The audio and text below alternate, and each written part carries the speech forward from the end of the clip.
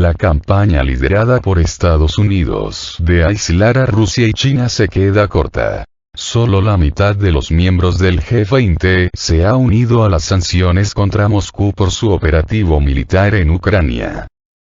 Los intentos de los países del Grupo de los 7, G7, liderados por Estados Unidos, de aislar a Rusia y China se quedan cortos, lo que se demuestra en la posición de los países que forman parte del llamado Sur Global, según un artículo de Bloomberg publicado este 5 de agosto.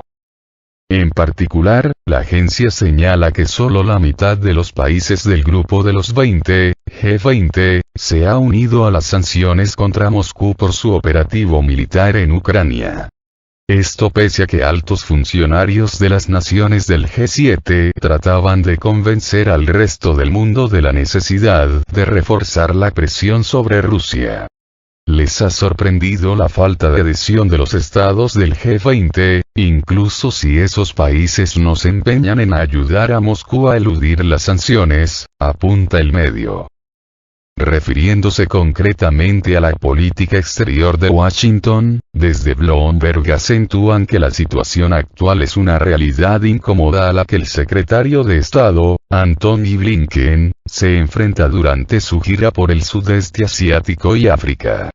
Gran parte del mundo no está dispuesta a seguir los esfuerzos de Estados Unidos y Europa para aislar Rusia.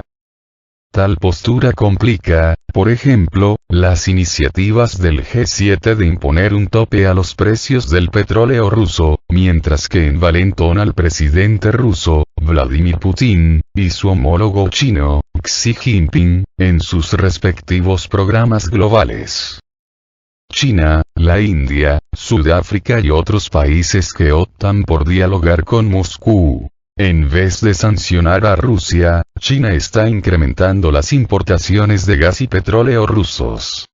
Así, Pekín gastó un 72% más en las entregas energéticas de Moscú con respecto a los datos del año anterior. Mientras, China está lejos de estar sola en su rechazo a las restricciones antirrusas. Así, el primer ministro indio, Narendra Modi, conversó con Putin sobre las posibilidades de aumentar el comercio entre las naciones. Por su parte, el mandatario sudafricano, Cyril Ramaphosa, criticó la política de sanciones. A su vez, Turquía se negó a adherirse a las restricciones, considerando que esto iría en detrimento de sus intereses políticos y económicos. Arabia Saudita también mantiene buenas relaciones con Rusia a través de su cooperación en la Organización de Países Exportadores de Petróleo, OPEC+, se reseña en el material. Entre otros países que optan por no deteriorar sus relaciones con Moscú figuran naciones de América Latina. Bloomberg recuerda que el Mercosur rechazó la solicitud del presidente ucraniano, Vladimir Zelensky, para dirigirse a los líderes del bloque comercial durante la cumbre celebrada a finales de julio. Asimismo, en África, donde el canciller ruso, Sergei Lavrov, subrayó el papel histórico de Moscú en su apoyo a los movimientos descolonizadores en el continente, tampoco condenaron las acciones rusas. Esfuerzos de Washington para contener a Pekín. El medio también recuerda los esfuerzos de la Casa Blanca y sus aliados de crear una coalición de democracias contra Pekín. En esta línea, alude a las declaraciones del secretario adjunto del Departamento de Comercio, Alan Esteves, quien declaró a mediados de julio en una audiencia en el Congreso que las medidas de Washington y otros 37 países de imponer controles a las exportaciones de Rusia ayudan a proporcionar un modelo para avanzar más, para un nuevo sistema que contrarresta las amenazas de China. Sin embargo, Washington y sus aliados solo gozan de éxito limitado en esta dirección. Como prueba, la agencia indica que Indonesia, país que este año acoge los eventos del G20, continúa sellando grandes pactos comerciales con compañías estatales chinas. El gigante asiático también continúa expandiendo su influencia en África, manteniendo una vez en 3 años la cumbre con los líderes del continente en el marco del Foro de Cooperación. Aparte de los intereses económicos, Pekín usa estos eventos para obtener apoyo de las naciones africanas en la ONU. En un intento de recuperar la narrativa no solo contra China, sino también contra Rusia, la administración del presidente Joe Biden ya invitó a los líderes africanos a participar en la cumbre liderada por Estados Unidos, prevista para mediados de diciembre de este año. Según el comunicado oficial de la Casa Blanca, el encuentro busca reforzar el compromiso de Estados Unidos y África con la democracia y los derechos humanos, entre otros objetivos.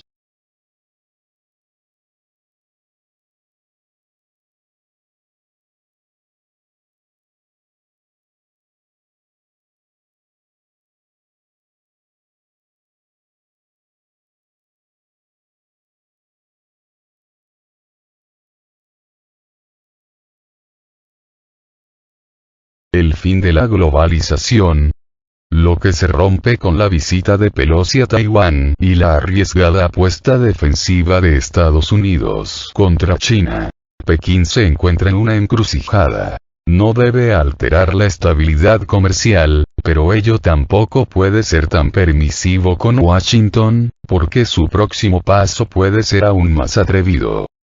La visita a Taiwán de la presidenta de la Cámara de Representantes del Congreso de Estados Unidos, Nancy Pelosi, fue una acción temeraria pero no irracional, y dice mucho del agresivo juego que establece el gobierno de su país en el tablero mundial. Washington movió un alfil que acecha al rey. Pero no para hackearlo sino para apresurarlo. Para moverlo de su zona de confort. Para inquietarlo. Básicamente para darle una patada a la existente mesa de acuerdos que permitió el advenimiento de la globalización, definida como el auge comercial ilimitado que se instauró al finalizar la Guerra Fría. Con su arribo, Pelosi rompe el acuerdo de 1979 en el que Estados Unidos reconoce a una sola China, cuya capital es Pekín. Taiwán es expulsado de Naciones Unidas y se establece que no puede haber visitas oficiales de funcionarios internacionales a la isla, sino únicamente encuentros de carácter privado. Ahora en cambio, la representante estadounidense dice a Taipei: queremos que el mundo los reconozca. Así como lo hizo expandiendo la Organización del Tratado del Atlántico Norte, OTAN, hacia Oriente, rompiendo acuerdos tácitos con Rusia, en esta ocasión el mensaje es el mismo. Washington quiere cambiar las reglas. Ya no le sirve la actual arquitectura mundial, donde era el otro hegemón, y decide replantear el juego más allá de los consensos que daban estabilidad al mundo. Así como lo hizo expandiendo la Organización del Tratado del Atlántico Norte, OTAN, hacia Oriente, rompiendo acuerdos tácitos con Rusia, en esta ocasión el mensaje es el mismo. Washington quiere cambiar las reglas. Ya no le sirve la actual arquitectura mundial.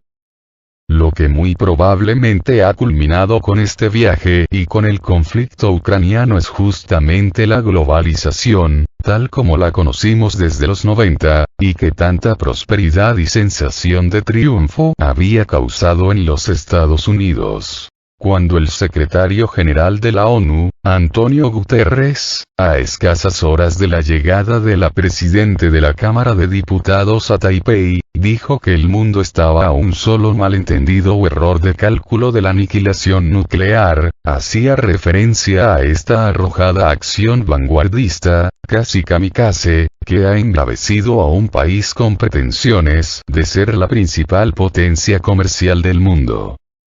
La guerra comercial que inició el expresidente Donald Trump con las sanciones a China, ahora extremadas con la visita de Pelosi, ha finiquitado el concepto mismo de la integración mundial y ha regresado el mundo a una nueva guerra fría, muy parecida a la existente en la segunda posguerra, con los mismos puntos críticos. ¿Por qué acabar con la globalización?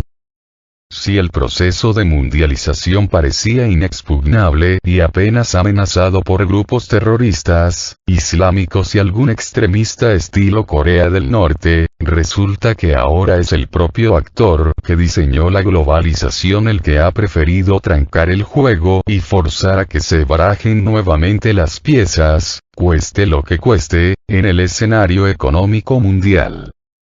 No se trata de un borracho belicoso que abre frentes por doquier, sino de que a Estados Unidos ya no le interesa el mundo tal como está, que tiene que parar el posicionamiento de China como primera potencia económica y eso, según sus cálculos, tiene que hacerlo ahora y no dentro de 5 o 10 años, cuando China sea el corazón de la globalización realmente existente y no la que soñó cuando era el único actor de peso. Estados Unidos creó la globalización para sus intereses y ahora quiere levantar cortinas de hierro justo ahí donde las derribó. ¿O es que acaso el conflicto ucraniano no es un muro a Berlín? Recordemos que todo comenzó con el Nord Stream 2, que le proporcionaba a Europa y a su industria el precio de los combustibles a menos de la mitad del precio que ahora deben pagar. La pandemia ha sido un catalizador de este conflicto debido a los estragos que causó en Occidente y el escenario favorable que permitió a China para acelerar su ventaja comercial, ante una recalentada economía estadounidense y europea. Con el viaje en cuestión ha culminado también esa llamada ambigüedad estratégica con la que Estados Unidos logró, junto a China, cercar lo que se llamaba la Unión Soviética, que terminó cayendo. Es lógico que Washington rompa este acuerdo con Pekín en torno a Taiwán, que no le sirve para romper la alianza ya no ideológica, aunque sí comercial y geopolítica entre Pekín y Moscú, ambos cada vez más cerca desde que se arrecieran las sanciones de Estados Unidos contra sus economías. Entonces, Estados Unidos ahora ha decidido rediseñar las relaciones internacionales, avivar viejos conflictos, y redefinir su interacción con países que veía como potencias menores, que ya no lo son tanto.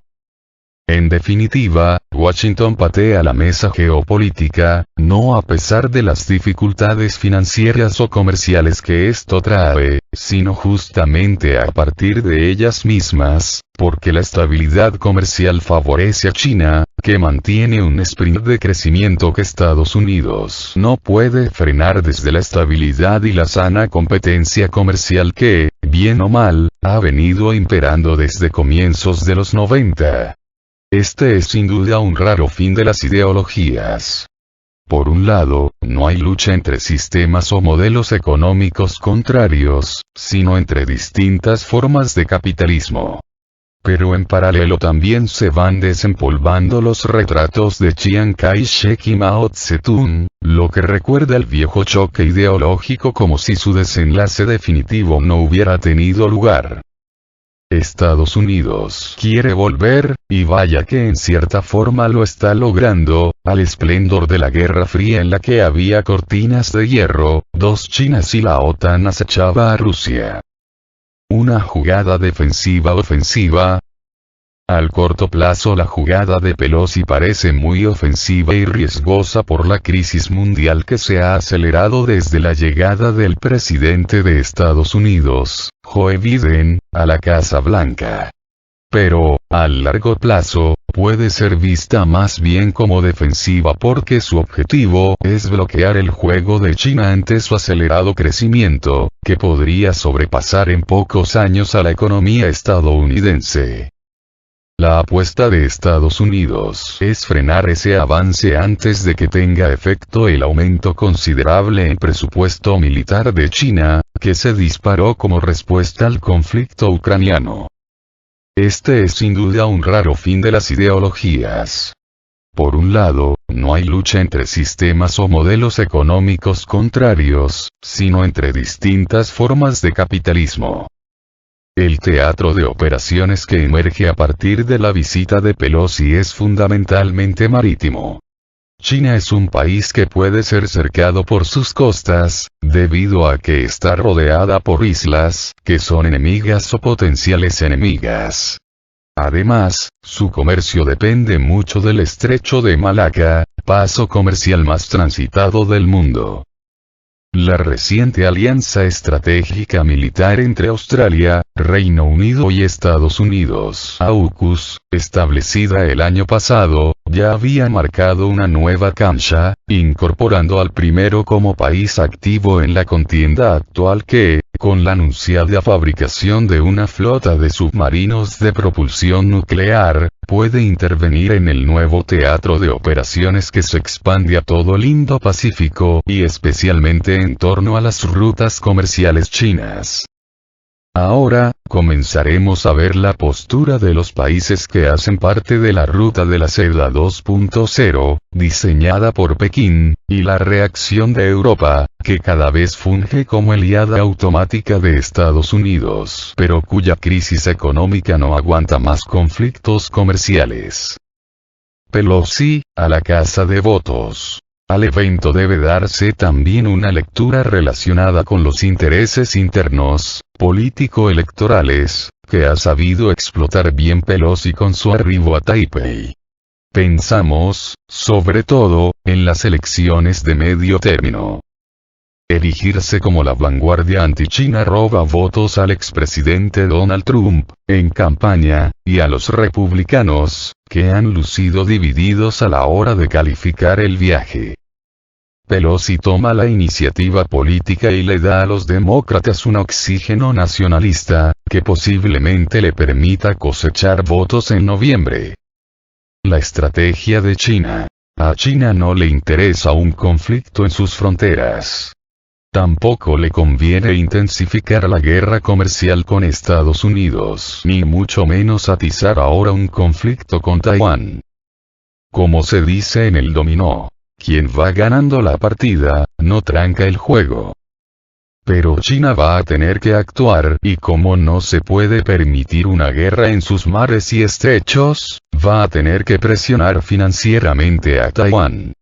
Sería muy sabio de su parte si se inhibe de caer en la provocación, pero tampoco puede mostrar una debilidad que termine de aupar una reconsideración de Occidente sobre Taipei, cuyo gobierno es apenas reconocido ahora por un puñado de pequeños países y por ninguna potencia mundial.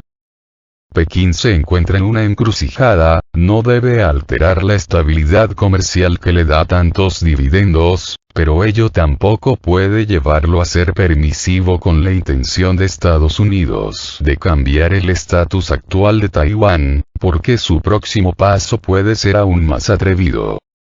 China es conocida por su sabiduría y paciencia, que ahora más que nunca tendrá que aplicar.